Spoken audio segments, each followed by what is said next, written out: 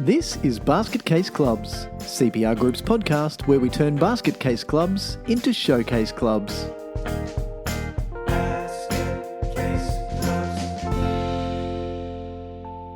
Hello everyone and welcome to Basket Case Clubs. I'm Michael Connolly and I will be your host for this episode where we continue our discussion about clubs and what they can do to do better marketing. Joining me as usual is my brother and partner in Basket Casey Goodness, Steve Connolly. G'day, Steve. How you doing today? Hello. I want to share an insight with everybody. What you all can't see is Michael's face before we start recording, and everything's normal. You know, we're just having a good old chat.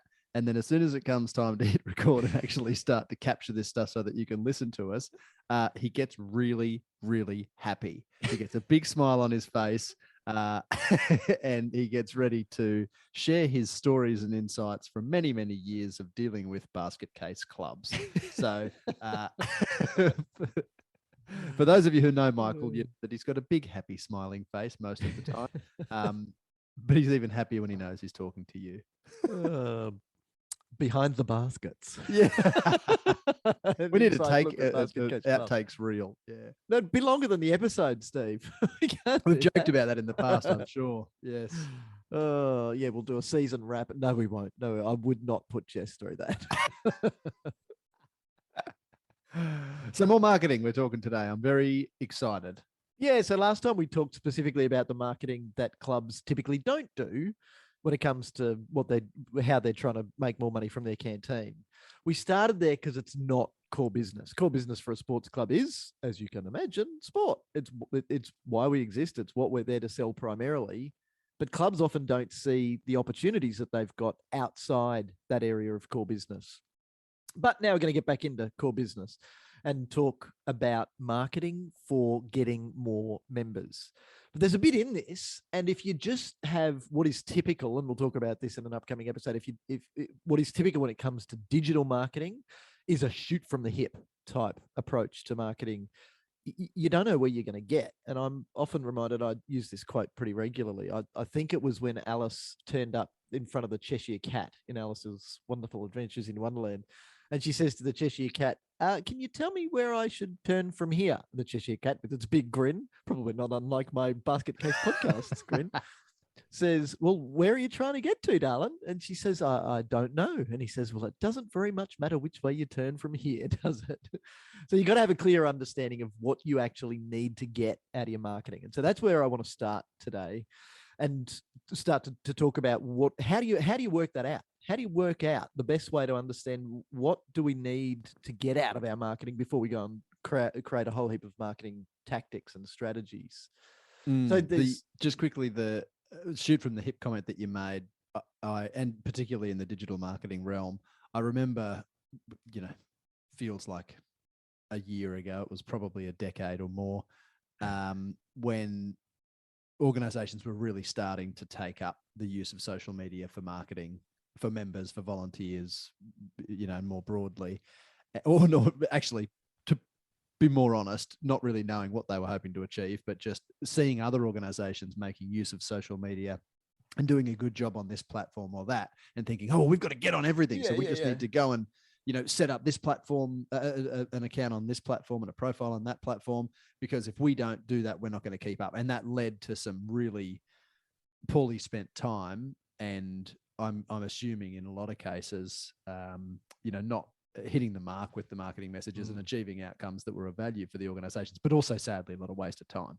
A waste of time and bad messaging, because what's left on those platforms where they're inactive? How good do they look now? How often do we go and have a look at a social media profile or the digital presence of an organization before we meet with them, and you see posts that are the most recent from 4 or 5 years ago, and they've obviously been forgotten. Maybe the login details weren't handed over from one person to the next, and it presents a pretty crappy image of that organization and its ability to keep in touch with its customer base. Yep. Anyway, we're not talking about all of that we'll today, but we will soon. Yes. Yeah. So let's just, we'll come back to the definition of marketing when we're talking about all of that sort of stuff. But today I just want to touch on branding as well before we get into it, because branding is really well connected to your why we exist. And it's important that, therefore, before you start, you have a really clear understanding of who we are. So a question that I love to ask is, what sort of a club are you?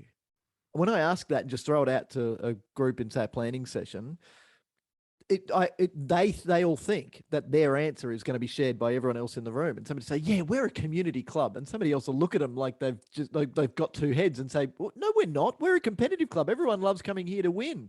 And somebody else says, "No, they don't. People come here because they love us," and immediately it generates an understanding of, hey, we're not all on the same page. There's an old Chinese proverb: "Sleeping in the same bed, dreaming different dreams," and that's what happens so often. So you have to be really clear about yourself before you start to so that you can pitch it to the world in a consistent manner. There's a story that I came up with that I was just thinking about it the other day. Apple doesn't have a hotel, but if Apple had a hotel, you'd know exactly what it would be like, don't you? Yeah. I can be, so for those not watching, I can see Steve's eyes go, holy crap. I want to stay there. How much will it cost you? I don't care. It'll cost you a shitload, but it'll be nice. It'll be clean. It'll be spacious.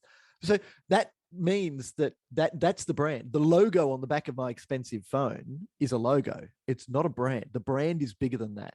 So just as a note, have a logo. If you don't have a logo, then get one, but make it say something about you. Don't just make it wishy-washy that people won't look at it and understand what you're like.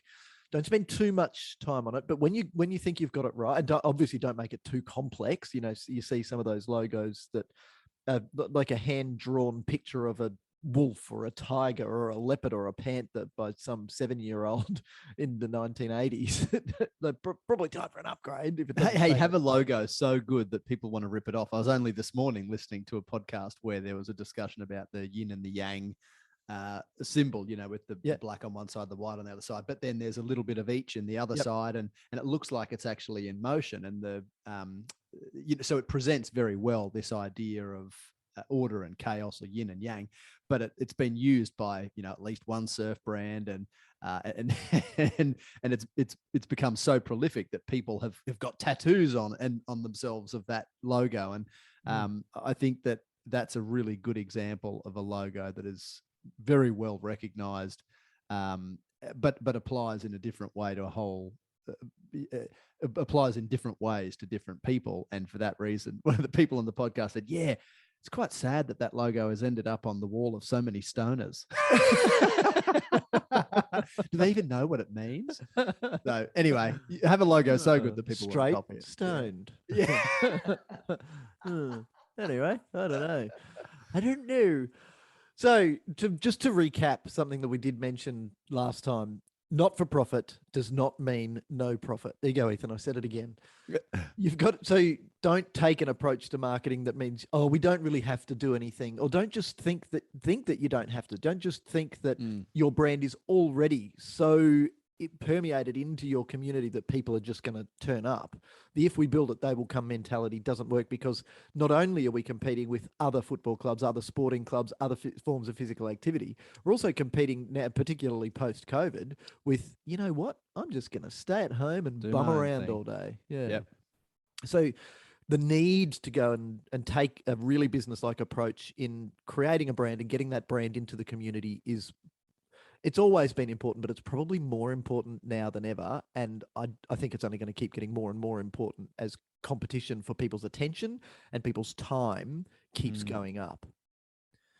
So now let's get into really what we're selling. We talked last time about understanding the business units. We're talking now about the membership business unit. So it's the primary one, but divide it out. So and this is why I wanted to start with canteen marketing first, because you can see, oh, that's actually something that's separate. We can talk about sponsorship, we can talk about merchandise, and have different approaches to our marketing for everything. But everything that we're about to talk about now really does exist in all of in everything that we're going to talk about. So that's why it's important to understand what you're selling and who you're selling it to. So I want to introduce you, Steve, and I don't know if you and I have discussed this in any great level of detail, but it's sport being exclusive. So in a world where every grant applicant, and I know you're doing a fair bit of funding work with some bigger organizations at the moment, everywhere you can, you're trying to make sure that what you're building is inclusive and demonstrates inclusivity. Yes. And you've done a whole heap of work recently on cultural diversity and making sure that we have a good understanding of things like gender identity, of sexuality, and that inclusive from a disability perspective, so that when we're making sure that we're providing opportunities without discrimination for as many people as we can.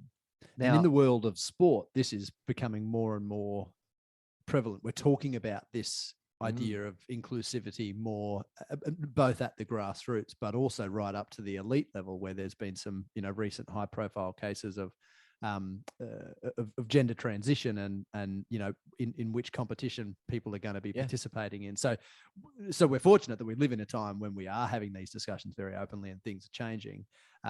But you're right, all of that is focused on inclusivity rather than exclusivity. Yeah. But are we?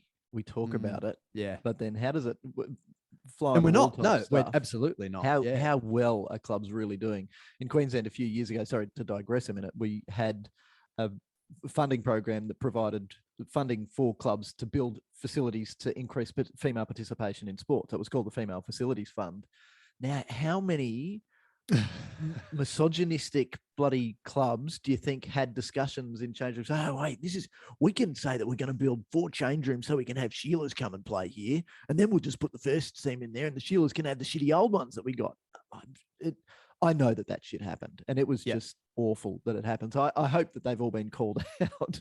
And we did a lot of work with the government at the time to not only to say, hey, this is how you activate those spaces, but this is how you actually get the benefit from those spaces that was intended, which is increasing in a sustainable and long-term fashion female participation in sport, particularly where it is low. So anyway, look, sorry for the digression. Back to inclusivity versus exclusivity. So when we're all trying to be inclusive, we try and avoid the fact that we are exclusive. Now, here I'm not talking about the fact that if you want to be an Olympic level equestrian, you're probably not going to be able to make it if your family doesn't have enough money to buy a horse, a float, feed, farrier's fees, somewhere to ride, expensive lessons. Oh, and by the way, the Chevy Silverado to be able to tow it and look super cool. You're not going to be a champion surfer if you're growing up in Cunnamulla. So there are levels. If you can't afford to pay a shit ton of money for tennis fees, you're probably not going to make it to world number 1 because it is expensive to get there. But that's not the type of exclusivity I'm talking about. That does exist, and we're going to have to deal with that. And that does mean that when you've got people who are progressing in a sport, that maybe we do have to uproot our entire family and go and follow their dreams because we believe in them so much. And it's not necessarily that they're going to make it to world number 1, but we want to give our kids the best opportunities that we possibly can. So this is kind of difficult for some people to hear, but what we offer is not for everyone. Not everyone loves rugby league. Therefore, not everyone religiously watches all 3 State of Origin matches. There are people who hate rugby league, who will deliberately leave the TV turned off and go and read a book that night. There are people who hate sport and they would rather that councils go and invest all of their money in new libraries. Oh, but how will that keep kids off the street? Ask a bookworm that, because they'll be in the library taking part in all of the wonderful activities of cultural development and academia that exists in libraries. And so they'll love that. So sport and your sport is not for everyone. And that's a massive mistake that people make when it comes to marketing. They try and get their messages out in front of everybody. So who are you marketing to? Everyone who has an email address. Really? I bet that the vast majority of those people who have email addresses don't give a shit about what you're selling. And some of them are going to get really pissed off that you sent them an email. Yeah. What comes to mind is the market segmentation work that was done by the Australian government a number of years ago now. And I think it was a big wake-up call to a lot of people in sport when, I think they were dubbed the sport atheists. So the people who, were never interested in sport growing up. They were into reading books, or they were into art or crafts or other activities. So they can still participate in their chosen pastime or hobby with other people with a shared interest, but they are going to be involved in organisations which are very different from sporting organisations. They'll have their similarities. There'll still be basket case organisations out there in the non-world sport, but this is, I think, a really important point that you're bringing up, that the sport isn't for everybody, and within that, a particular sport is not necessarily going to appeal to all people. So, and this, I think, you're codifying very clearly an issue that people in sporting organizations and other clubs struggle with, because they're involved. And even that example that you gave earlier of why does your organization exist, and people in the same room from the same club giving quite different answers, identifies that just why you got involved is not necessarily the same reason why other people got involved. And therefore, you probably need to think long and hard about what messages you're going to use to attract other people to the organization. Because if you just focus on what attracted you, that might not be the crux of what gets other people in. Yep, absolutely. So here's a couple of, just while I'm thinking about it, an orchestra is not for somebody who plays death metal on electric guitar.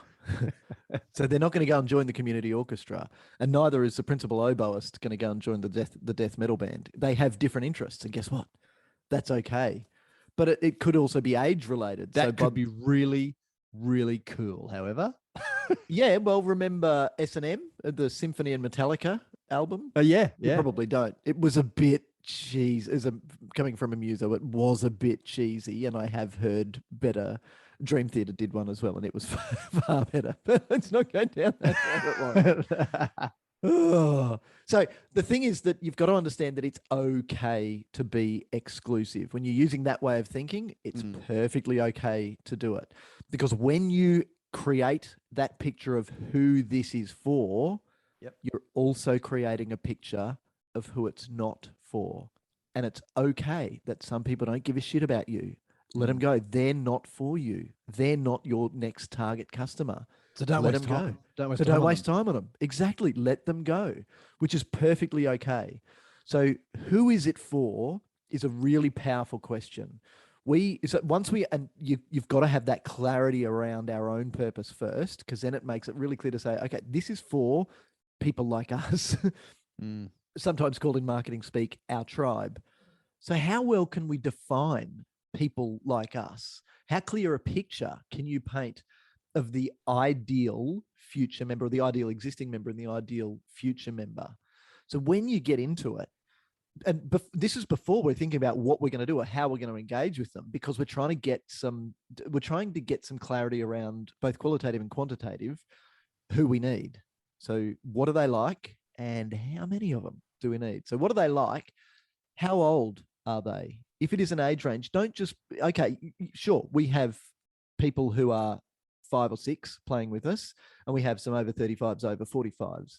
But if you go into this exercise, particularly as a starting point, if you go into this exercise and say, well, we're for everyone, boys and girls, males and females, people with disabilities, people from all backgrounds, people of all abilities, from the age of 5 until the age of 95, or because we're inclusive. Because we're inclusive.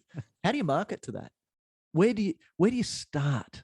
And this might not be where you continue, but it needs to be where you start. Sometimes in marketing, it's called niching down. Find the smallest niche that you possibly can that will give you enough people to reach critical mass, to understand what's the critical number of members that we need to be sustainable. Obviously, we'll get into pricing in the future as well. But we're starting to create that really picture. So how old are they? Where do they live? And okay, you might have people who drive past lots of other clubs to get to your club because they love you, but your ideal person, where do they live? Are they close or are they far? It's probably likely they'll be closer than further. So be as specific as you can. What do they like? And then what don't they like? So the people who like us, if we are, say, a rugby league club, might not be the sort of people who like Australian rules football. So, and that's okay. And it's, again, it feels like I'm speaking taboo here, but you need to get exclusive. You need to define right down to what this person looks like in as fine detail as you can. Where do they spend their time? How do they spend their time? What do you know about their friends and families? Is this something that could be informed by engagement with current members, do you think? Definitely. Yeah, definitely. but not by survey, because we've all had survey fatigue. So, as we've said before, get out of the canteen, wherever your safe space is, where you prefer to procrastinate with your time, and go and engage with them and find out about them. And take the easy path. You pick the low-hanging fruit. Pick the people who are the rusted-on people who love you. And therefore, you could probably, Steve, start with the rest of the people sitting around the table at the committee meeting. Yeah. What do they think? What do they like? What are their families like? Yeah. I think importantly to cast that net a little broader, as you're saying, because so often when we're, working with an organisation through a strategic, I'm going to start that again. A strategic plan? Strategic, yes. This that's what happens when I get distracted by a bird sitting on the handrail outside my window. Look, a pretty bird. Yeah. Was it the Simpsons movie where Homer, they zoom in on Homer's head and there's a little monkey with the cymbals? Yeah. Yeah. That's what's going on in Steve's head right now. Not much else. When we're working with an organization through a strategic planning process, the discussion is often quite fruitful when it involves only the committee. But then when they start to engage with the broader membership of their organization, have some planning sessions, go and meet on the sideline or on the side of the court with people to talk about, what it is that attracted them to the organization and what ideas they've got for the future.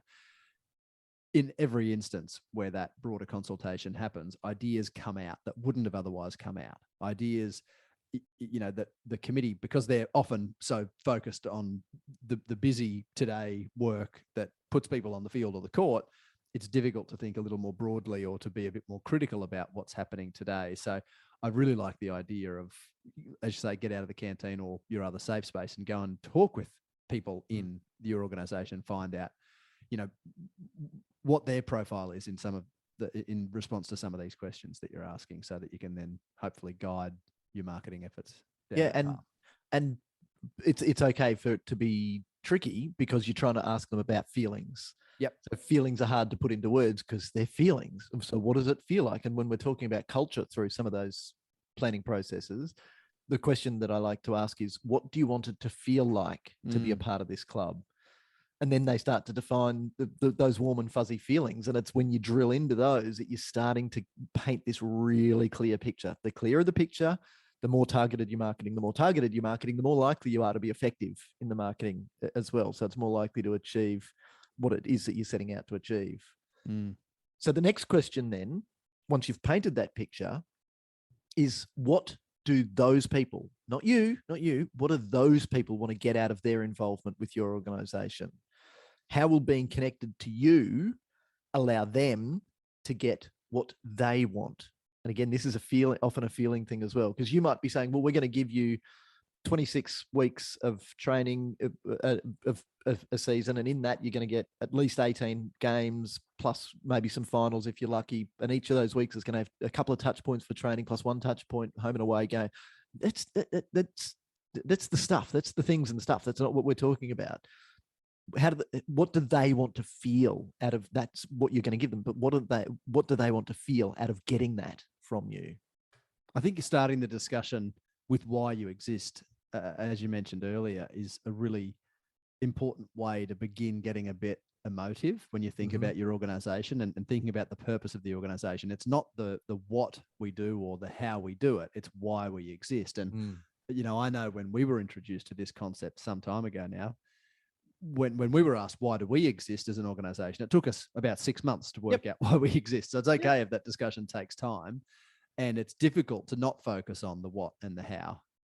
But I think starting there and really using some emotive language, because, we're emotional beings as humans and we make decisions based on emotion and then justify them to our better half with logic.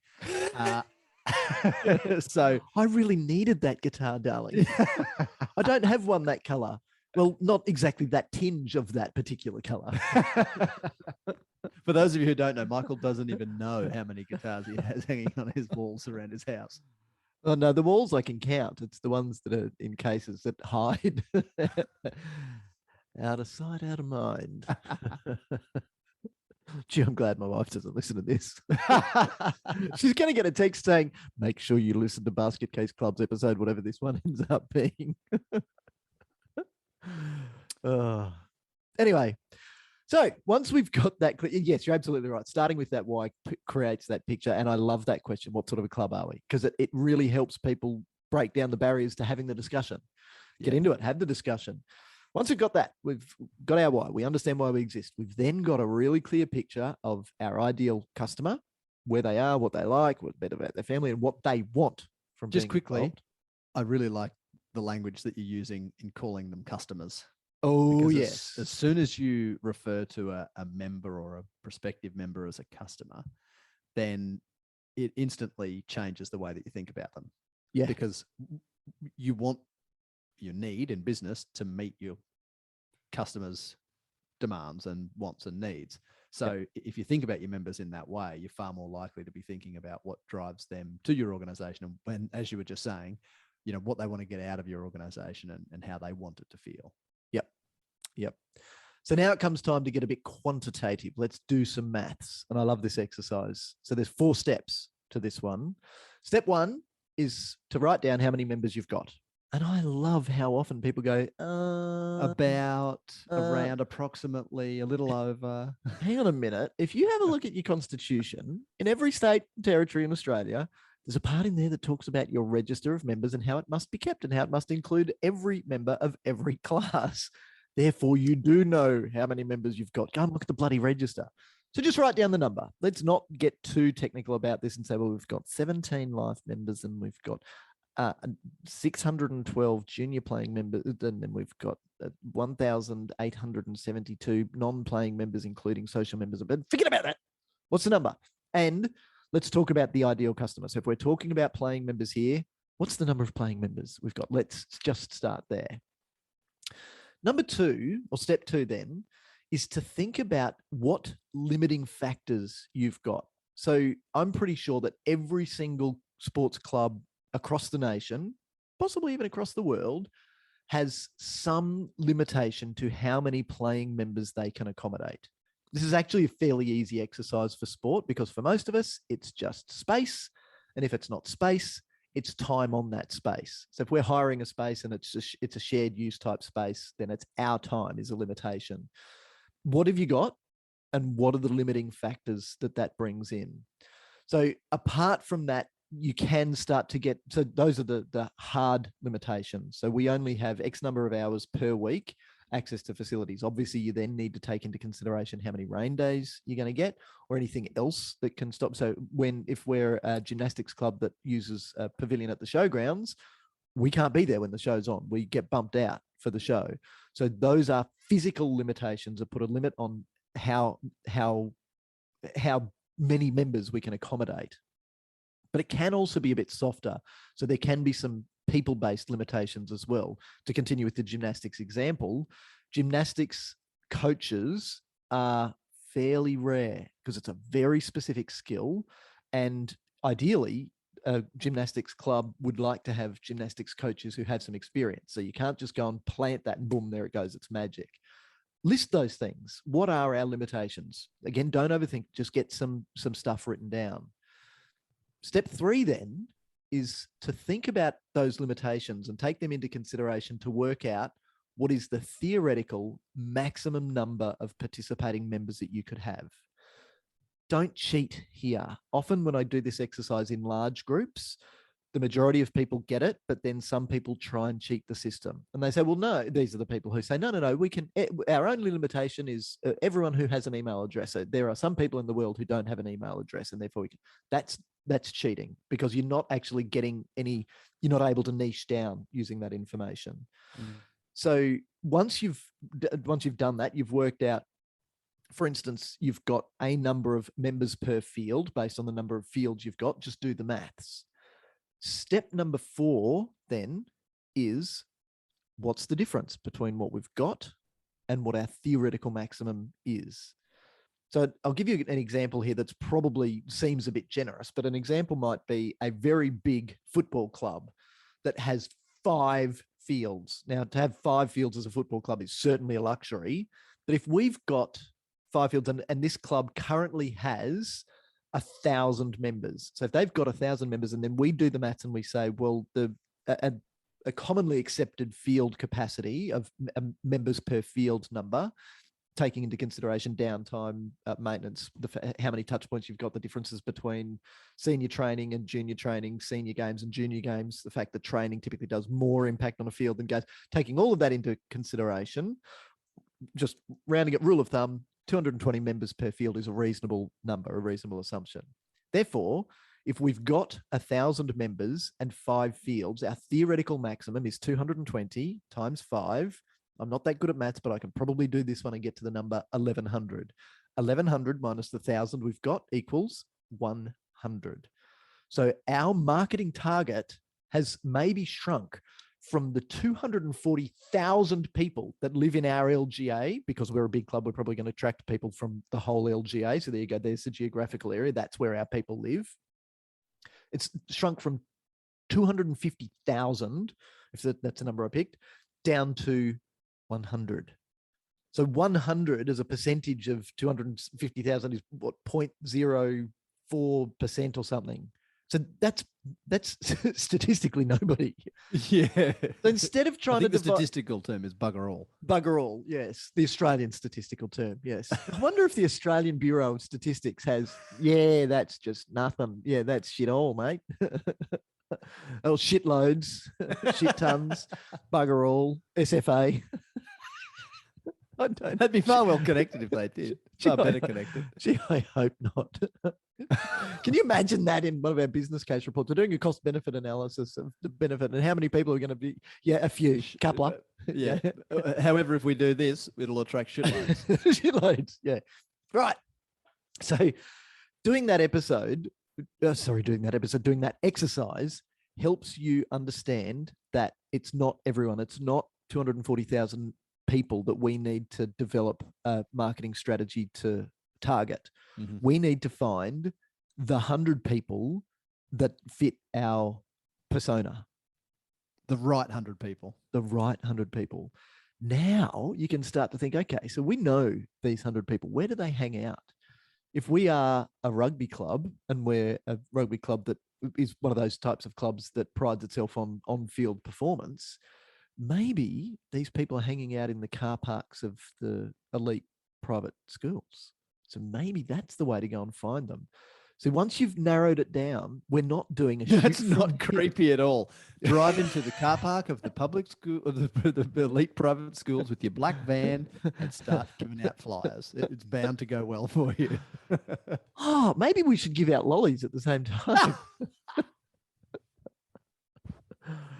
But how? Okay, just to bring this back into actually proper advice, maybe we should think about marketing to those schools, marketing to those people, attending events of those schools to host displays. I'm spitballing now, Steve. But straight away, I'm starting to think much more specifically about getting in front of the right people, not trying to get in front of everyone, because trying to get in front of everyone is, yes, exactly. So let's now bring this all back together and say, once we've got the clear picture of who we are, that and what we believe and our big why. So what would our hotel look like, if you like? Once we've got that picture, we then know the sorts of people that would want to stay in our hotel, because they're the sorts of people that would want to be connected to us. And that means that we might not need to do the biggest TikTok campaign where we're paying influencers shit tons of money to go and do something that might not get in front of the right people. Who are those right people, and where are they already? It might be another Chinese proverb. I don't remember where this one comes from, but the question, what's the easiest direction to ride a horse? And the answer is the direction it's already going. So if you've already got people hanging out in a particular place, go there, go and find those people from there. So to finish off then, I'd like to, Steve, you know about this, but I'd like to introduce the concept of Jeffrey Moore's technology innovation adoption life cycle. So the bell curve, where he talks about the chasm. So in there, we've got the innovators at the really pointy left end of the bell curve, and then we've got the early adopters. Then he talks about there being a yawning chasm before you get into the mainstream market. So the early majority, the late majority, and then the laggards. What I love about that is that it has a really interesting analogy to what happens in the community sector. So yeah, definitely sport, but it's across the community sector. But the important thing to realize here is that once we realize, if we're selling iPhones, we absolutely need the mass market to join in. If we're trying to work out who's going to win, VHS or beta, we absolutely need the mass market to buy in. And the one that ends up winning, VHS, Blu-ray instead of HD DVD, they are the ones, that is the product that captured the early majority first. So they crossed that chasm from the innovators, the people who love being new, that I don't give a shit that this thing doesn't work. I love it that it's new and nobody else has got one. And they'll try all of those new things. Yeah, the early adopters then, the innovators are the people who have a PS4 and a Xbox One, or whatever the latest versions, and a Wii. And what's the Nintendo one? The Switch, so they can play on the plane as well. So Nintendo was a Wii too, wasn't it? Anyway, they're obviously great marketing from their perspective. So, but in sport, when we realize that we only need 100 people to get to our theoretical maximum, and then to have kick-ass customer service so we keep these people welded onto us, then maybe they're all in, the innovators and early adopters. Maybe we don't need to cross the chasm. We don't, because it's in the crossing the chasm where clubs waste way too much time in their marketing, in that shoot from the hip type approach. And it's unnecessary. You've probably got enough people in that tiny pointy end, the people who just get it, that if you can talk to them, the sales conversation with them, go, oh yeah, I didn't know you guys existed. Yeah, I'm in. Boom. Yeah. Now we only need 99. I think the other point that we were touching on just a moment ago about in the football club example, that shortfall being only 100 and them just needing to attract the 100 right people, I think is a really important thing to keep in mind, casting our mind back to previous episodes where we've talked about conflict and we've talked about people in organizations that don't believe what the organization believes and the troubles that can lead to, and the disagreements, the conflicts, the grievances. So every group of people is going to include at least one dickhead. I think we need to acknowledge that. Steve, we're a group of people. Is it you or is it me? Well, it's funny. Yeah, if you're in a group of people, oscillates between us, doesn't it? Probably. Yeah, but that's the thing. If you're in a group of people and you don't know who the dickhead is, it's probably you. But if you attract the right people who believe what the organization believes, I think that the likelihood that things are going to go pear-shaped in most instances should be lower than if you're attracting just everyone who isn't necessarily aligned with the purposes of your organization. Yep. Plus, when you get connected to those right people, there's a good chance that they know more people like them. Yep. They know more of the right people. And that's when social networking doesn't mean Facebook, Insta, TikTok. Social networking means that somebody that I'm connected to can connect with people that they're connected to that I'm not. Yep. So and do a far better job of selling you than absolutely. Yes, absolutely. Oh, Steve, this has been a really interesting discussion. I love this one because it brings home the power. You were talking about strategic planning before, and what we do when we do strategic planning is we try and limit the need for a big, long, wordy report that just sits on a shelf and gets dusty. It's about the picture that we can paint, and it's that picture that connects to the right people. So our strategic planning posters, they tell the emotive story of a club. And I just love them because they are so powerful at connecting with the right people. So people who don't connect with it, it's okay. It's not for them. Yep. Come to peace with it. Let them go and spend your time focusing on the people that do matter. And I'm going to finish by talking about the Pareto principle. Seriously, 20% of your efforts are leading to 80% of your results. The other 80% of the marketing effort that you've been doing to try and cross the chasm is only filling up 20% of the slack. Cut it out and spend more time, an extra 5 or 10% of your time, on marketing to the right people in the right place with the right messages and the right tools, like the strategic planning poster that tells our story on one page, that connects with mum, it connects with dad, it connects with the players themselves, it connects with our officials, it connects with our coaches, and it connects with grandparents, and it connects with government. Then those are our people. But the people who it doesn't connect with, let them go. It's okay. And that is a very difficult message to get through, but it's exclusivity, baby. It is okay to be exclusive, because then when you are inclusive, you're inclusive of exactly the right people. That's what's so important. So yeah, you can see how this all links to, don't just do shoot from the hip marketing, but don't just do shoot from the hip planning. When you get drilled down to this level, it is amazingly powerful. So I hope you all enjoy that. Steve, thank you very much for for your time again today. It's been Thank you. fascinating. Thank you for enlightening me and all of our listeners. Obviously, if you're not connected with us on social media, make sure you do and listen. Go and see all of the cool stuff like this that we post up there. Sign up for our newsletter on the bottom of our website, cprgroup.com.au. Big thank you to Jess, as usual, for editing out the crappy bits of this podcast that you didn't get to hear. That we may or may not add to some outtakes reel in the future. Yes, I'm going to go with probably not because, I wouldn't want to put Jess through that. And Steve, just like everybody else, I'll see you next time. Look forward to catching up soon. Thanks, Mick. See ya. Bye.